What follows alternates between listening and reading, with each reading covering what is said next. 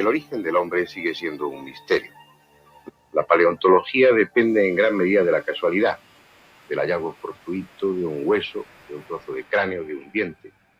Por eso es una ciencia apasionante, porque partiendo de tan escasos restos, ha de imaginarse, ha de deducir cómo era el animal completo y cuáles eran sus costumbres. Por lo que se refiere al Homo sapiens, la humanidad actual, los paleontólogos están en condiciones de asegurar que ese tipo de hombre lleva sobre este planeta unas decenas de millares de años, 100.000 años a lo sumo.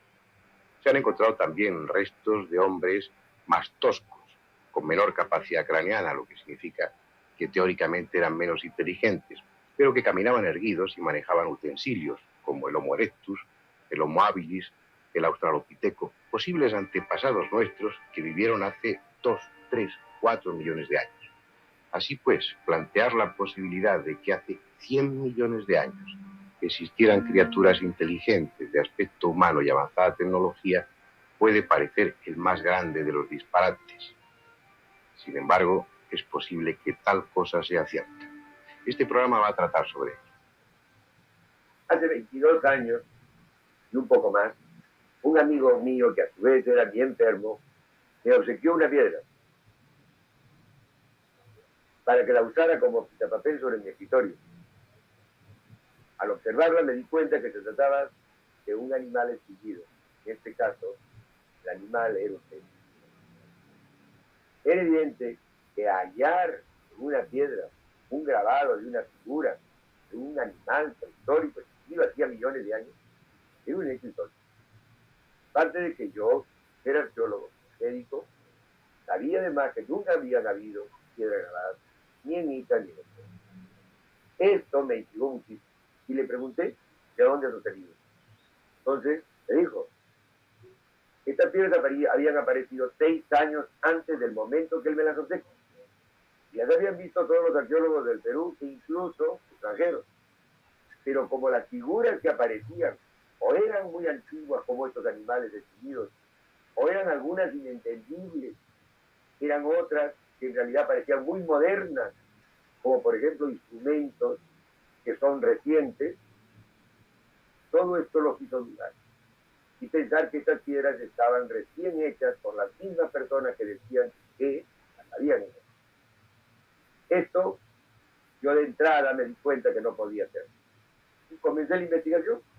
Entonces, como me dijeron que habían aparecido miles de piedras, ¿quién las tiene? Comencé a tratar de recolectar lo que estaba en manos de mucha gente, con el objeto de poder identificar el significado de estos libros. Costó bastante trabajo, por supuesto, llegar a entender que era un lenguaje ideográfico y jeroglífico, y que ese lenguaje era capaz de ser entendido por la mente de un hombre atento, reflexionando sobre cada uno de estos símbolos y de las ideas. Después de un tiempo, logré entender que habían dejado en esas piedras, como si fueran libros de piedra, un mensaje en el que aparecía una imagen del universo, una imagen del planeta Tierra, imágenes de plantas y animales que habían extinguido algunos y otros seguían viviendo, y seres humanos coexistiendo con estos seres extinguidos, y también con los seres que todavía viven. Esto me hizo pensar que se trataba, pues, de un mundo diferente al nuestro. Esto no era, pues, algo que correspondería al pasado reciente de nuestra humanidad. Comprendí que se trataba de un mundo anterior. Y por asociación con los animales extinguidos, llegué a la conclusión que se trataba de un mundo que había existido en por lo menos el periodo secundario o mesozoico, o hasta el final de él. Es decir, el hallazgo, pues, me permitió llegar a una conclusión bastante difícil de creer, que nosotros no somos los primeros, que esta humanidad no es la primera humanidad, y que en tiempos remotos ya había existido un mundo con continentes distintos a los actuales, con seres distintos, pero un mundo anterior a eso. Lo sorprendente de estos hombres es que ellos habían alcanzado conocimientos más avanzados de los que ha logrado el hombre actual. Esto sí es un hecho que permite decir categóricamente que no corresponde a nuestra humanidad. Porque si hay algo que define a las humanidades, que definirá a las humanidades, es el avance científico y tecnológico. Y estas piedras revelan un avance científico y tecnológico superior al actual. Él es el doctor Cabrera, en muchos sentidos el protagonista del tema de las piedras de Ica. El escenario, el lugar de la historia, es la ciudad de Ica. En tiempos de su fundación, allá por el 1536, se llamó Villa de Valverde.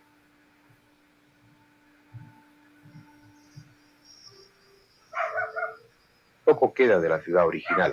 Un terremoto la destruyó en 1664. Se edificó entonces otra alrededor de una nueva plaza de armas que hoy sigue siendo el corazón de la villa.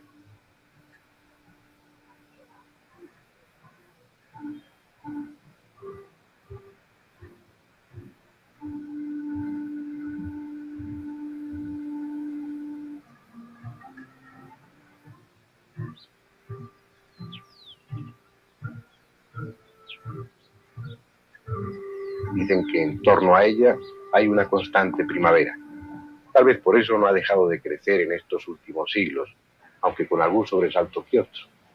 En 1963, un desbordamiento del río Ica se llevó por delante barrios enteros y otros nuevos fueron edificados.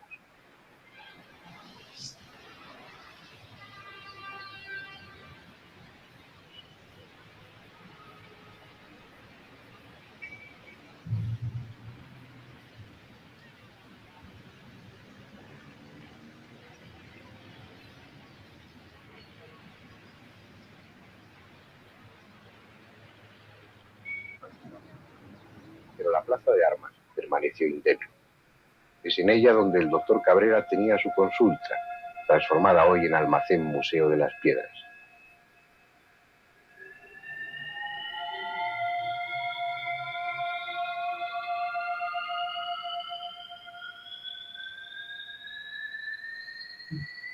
Piedras que, por utilizar un tópico, han dado motivo a ríos de tinta y han suscitado encendidas polémicas.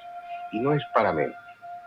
En esas piedras aparecen grabados que representan a animales extinguidos hace 60 u 80 millones de años, lo que ya es en sí chocante. Pero es que en otras piedras aparecen junto a esos animales antediluvianos otros seres de aspecto decididamente humano. Hombres conviviendo con los grandes saurios del Mesozoico. Algo imposible según la paleontología. Pero además, esa humanidad antiquísima, contemporánea del Diplodocus o del tiranosaurio, aparece en las piedras haciendo cosas tan insólitas como trasplantes de corazón. Aunque representadas de forma esquemática, esas intervenciones quirúrgicas son inconfundibles, con elementos tan típicos como aparatos de circulación extracorpórea, escalpelos y bandejas con el resto del instrumental. Incluso su ciencia les permitía realizar trasplantes que hoy no están al alcance de nuestra cirugía, como los de cerebro, representados en forma precisa en varias piedras.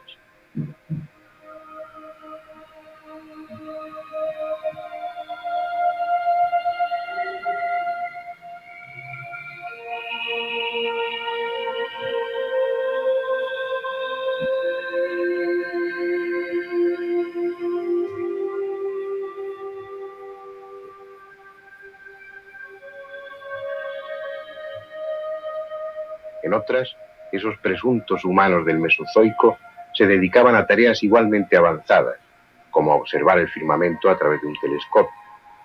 En este caso concreto, parece que el objeto de tales observaciones era el estudio de los cometas.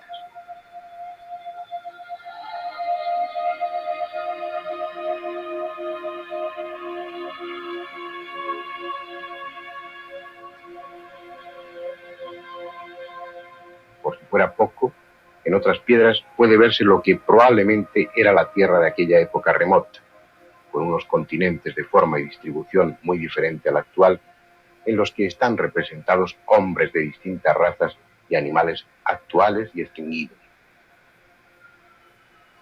No es extraño que los arqueólogos se echaran las manos a la cabeza. De una parte, un médico, que sin duda era prestigioso, incluso era profesor de universidad, pero que a nivel de arqueología era un simple aficionado, pretendía ni más ni menos que haber descubierto el testimonio dejado por una humanidad de la que hasta ese momento nadie tenía noticias. De otra parte, esa presunta humanidad aparecía en las piedras conviviendo con los dinosaurios, en una época en la que, según la paleontología, no solo no existía el hombre, es que ni siquiera los simios habían aparecido sobre el planeta. Pero además, el contenido mismo de las piedras expresaba profundos anacronismos. Un desacuerdo entre el supuesto nivel técnico de aquellos hombrecitos de cabeza grande y cuerpo rechoncho y la utilización de instrumentos primitivos. Por ejemplo, en una de las piedras, cuyo desarrollo estamos viendo ahora, dos hombres vestidos con una especie de rústico bañador y cabalgando en un pájaro rígido y extraño, observan con catalejos a los dinosaurios, en tanto que otro clava un puñal a uno de ellos. Que una sociedad capaz de realizar complejos trasplantes de corazón y de cerebro no disponga de otro medio para acabar con los dinosaurios que un simple cuchillo era ya demasiado para un investigador académico. Así pues, los arqueólogos rechazaron las piedras de Ica sin entrar en mayores consideraciones. Entretanto, el doctor Cabrera iba acumulando centenares de piedras que le proporcionaba un labrador de Opucaje llamado Basilio Uchuya. Por los suelos o en estanterías, con un peso que iba desde apenas 100 gramos hasta la media tonelada, aquellos cantos grabados iban agrupándose en series que se referían a distintas materias. Las había sobre astronomía, sobre medicina, cirugía, botánica, zoología. Daba la impresión de que, tal como pretendía el médico de Ica, aquello fuese una especie de biblioteca de piedras en la que una humanidad remota había dejado el testimonio de su paso por la Tierra y del nivel que sus conocimientos alcanzaron.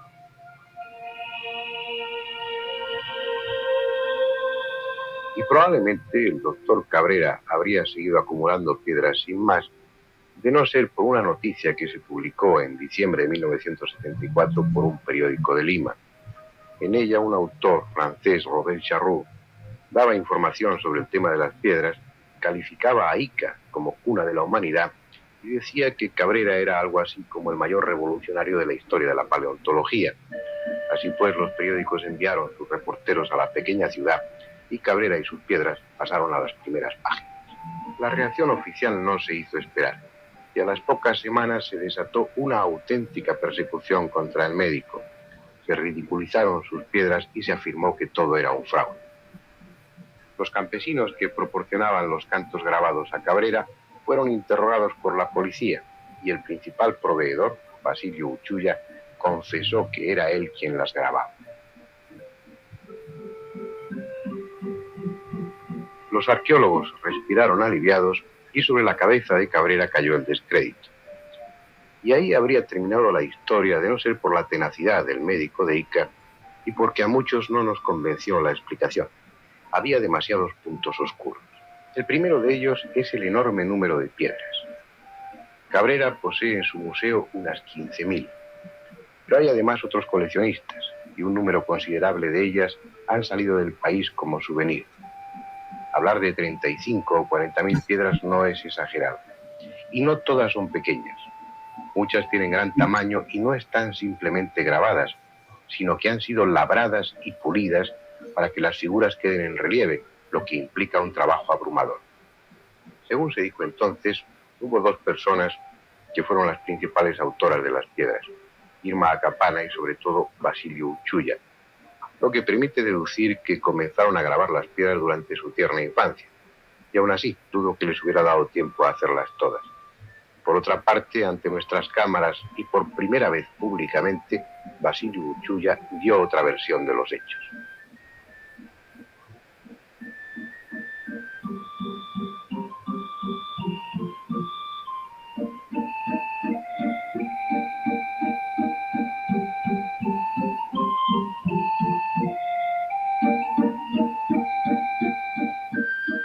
Basilio, las piedras que tiene el doctor Cabrera en su museo las hace usted. Pues, ¿por qué en el año 74 dijo en diferentes medios de comunicación que era usted el que grababa las piedras? Eso lo dije por el motivo de la policía que me entrevistó acá. Tuve que declarar para que las piedras fueran. Yo le dije que las piedras eran falsas, que yo las hacía. Porque si declaraba la verdad, automáticamente a mí me llevaban preso, en la cárcel. Ese fue el problema que tuve que hacer. Bueno, eso eso aclara la cuestión. Entonces, usted sabe dónde está el yacimiento de las piedras. Supongo que no me lo va a decir. Pero en ese yacimiento quedan muchas más piedras. Sí, muchas. Muchas piedras todavía quedan. ¿Cuántas puede usted calcular? Bueno, no le puedo calcular porque puede haber más y como también puede haber menos también. Pero muchas piedras todavía hay para sacar. Pero la confesión de Basilio puede dejar dudas a los escépticos. Lo ideal sería encontrar una prueba o un sistema que permitiera demostrar que las piedras son antiguas o que no lo son. El carbono 14 no puede ser aplicado porque solo es útil cuando hay restos orgánicos, madera, hueso, etc. Otro método sería el estratigráfico, pero eso requiere ir al lugar donde está el yacimiento de las piedras, hacer un estudio sobre el terreno, y las 2 o 3 personas que admiten saber dónde está el yacimiento están decididas a mantenerlo en secreto. Hay un sistema. Al tratarse de piedras grabadas, puede comprobarse si la capa de oxidación que cubre el resto de la piedra cubre también el grabado, lo que querría decir que la piedra está grabada hace mucho tiempo. Si por el contrario esa capa de oxidación no está cubriendo las incisiones, eso significaría que la piedra no es antigua sino reciente. Pues bien, ese estudio ya lo encargó el propio doctor Cabrera en junio de 1967 a una compañía minera con sede en Lima. Y el informe, firmado por el geólogo Eric Wolf, terminaba diciendo lo siguiente. Cabe mencionar que las piedras están envueltas en una fina pátina de oxidación natural que cubre por igual las incisiones de los grabados, circunstancia que permite deducir su antigüedad. No he podido observar ningún desgaste notable e irregular en las aristas de las incisiones, por lo que cabe la suposición de que han sido realizadas no mucho antes de ser depositadas en las necrópolis o lugares donde ahora son encontradas. Trataré de confirmar esta opinión preliminar por medio de un examen más minucioso en los laboratorios de la Universidad de Ingeniería y de la Universidad de Bonn, Alemania.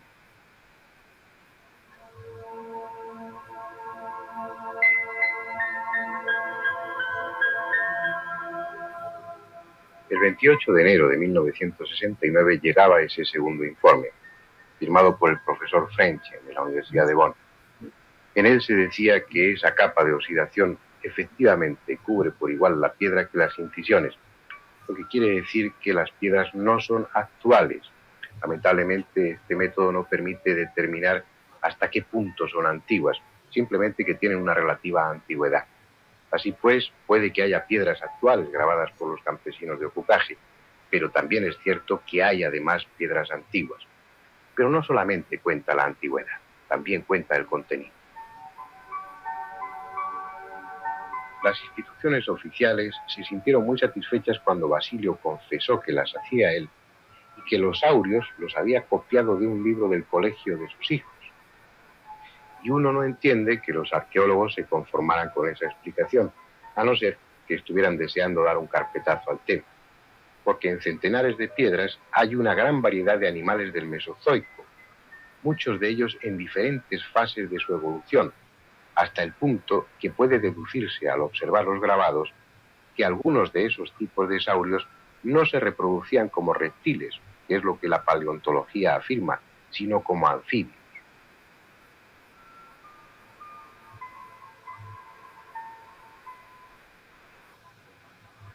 Pretender que Basilio Uchuya se ha servido de las piedras para dejar constancia de una hipótesis paleontológicamente revolucionaria es mucho pretender. Los arqueólogos peruanos, al no querer estudiar las piedras de Ica, no se enteran de una serie de detalles extraordinarios que las rodean.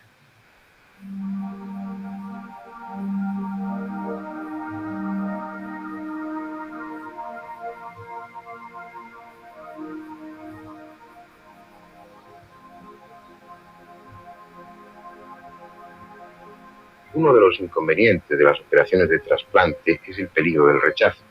Eso ha motivado numerosas investigaciones, entre ellas una muy interesante de 2 médicos del Royal Hospital de Liverpool que practicaban trasplantes a los animales de laboratorio y evitaban el rechazo transfundiendo sangre de una hembra embarazada al receptor de ese trasplante.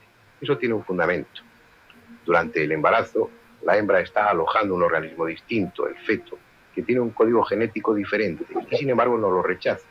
Eso sugiere que en la sangre de la hembra embarazada debe haber una hormona que impide el rechazo.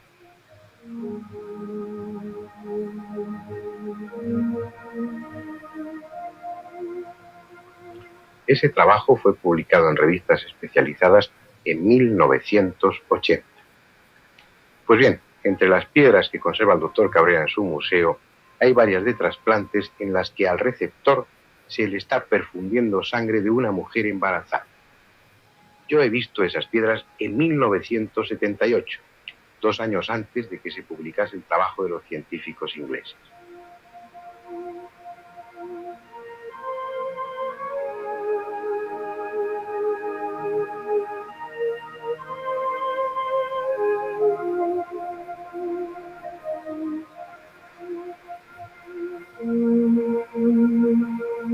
¿También eso habrá que atribuirlo a la genialidad del campesino de Ocucaje? No, cuanto más se estudia el tema de las piedras de Ica, más argumentos se encuentran a favor de su autenticidad.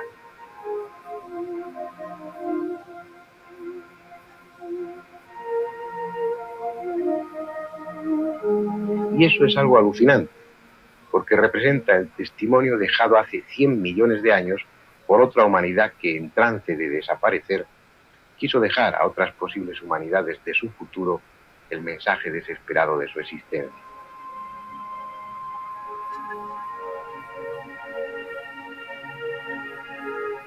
Por lo que en esas piedras está representado, su nivel científico y técnico fue extraordinario. No sería extraño que hubiesen dejado otras señales de su existencia en materiales aún no descubiertos, utilizando métodos que ni siquiera estamos en condiciones de sospechar, sirviéndose tal vez de algo tan sutil como el código genético de una variedad de cangrejos.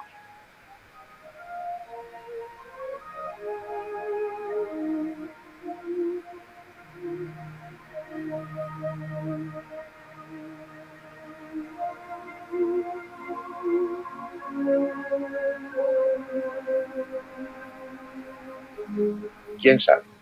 Hasta lo aparentemente absurdo puede ser realidad.